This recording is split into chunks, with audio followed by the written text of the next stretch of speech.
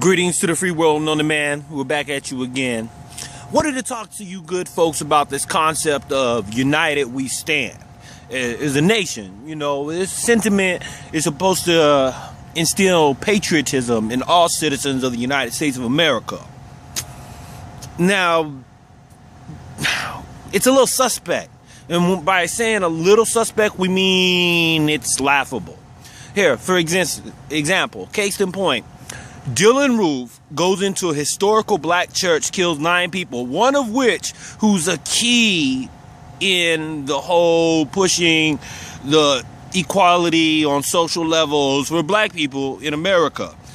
Immediate reaction from the press is like, whoa, let's not make this about race. Hey, people on social media, yo, don't play the race card. We don't know. Let's get all the details. A few hours later, the police chief comes out and says, yes, it's more than likely about race. The media then still goes on to say, well, we still want the facts before we go ahead and share the story is actually racially motivated. And people out there were like, in social media land, mind you, are still on some, well, you know, that's just one guy. Few hours later than that, they come out with the whole kit and caboodle. We're talking about the emails, the websites, everything that Dylan Roof had been involved in with this network of people, mind you, Confederate flag waving people, this network of people who have the very same sentiments about, well, you know, non-white folks. There's this nonviolent war that's going on according to the KKK.com website.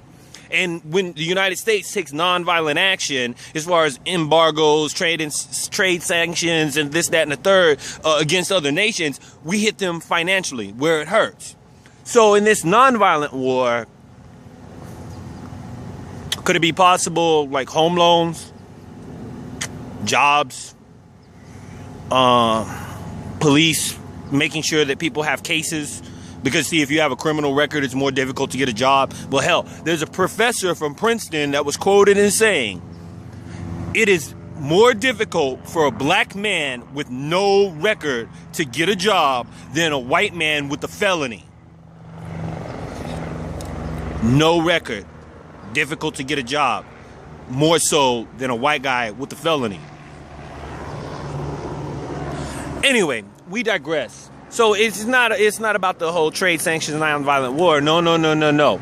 Because America as a whole, when we were having the whole Confederate flag exchange before South Carolina was pulling it off of government buildings, people were like, well, you know, it's not going to end racism.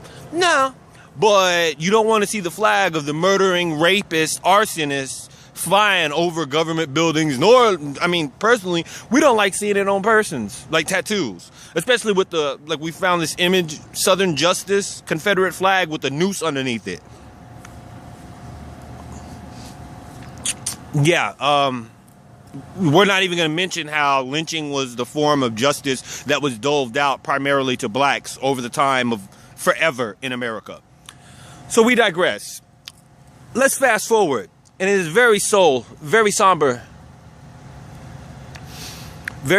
occasion when 4 Marines, 4 of our own brothers, and 1 sailor was shot and killed by someone with an Arabic/Muslim sounding name.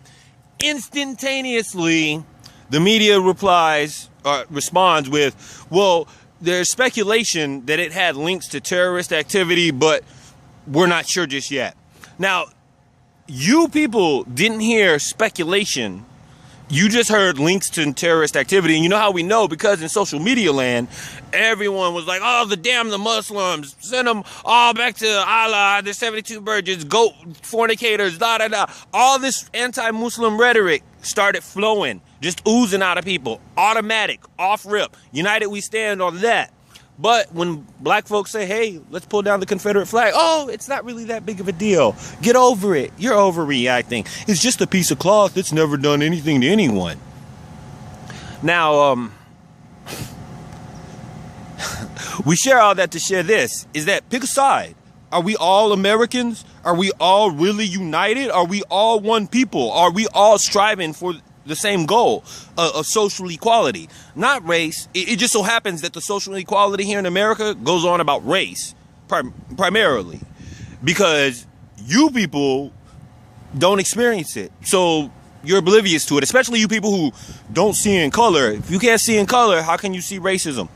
How can you understand the adverse effects that it has? The systematic approach to keeping ethnic people out of the loop of living the same American dream that you do. How do you understand that? Especially while you're sitting there, on one hand,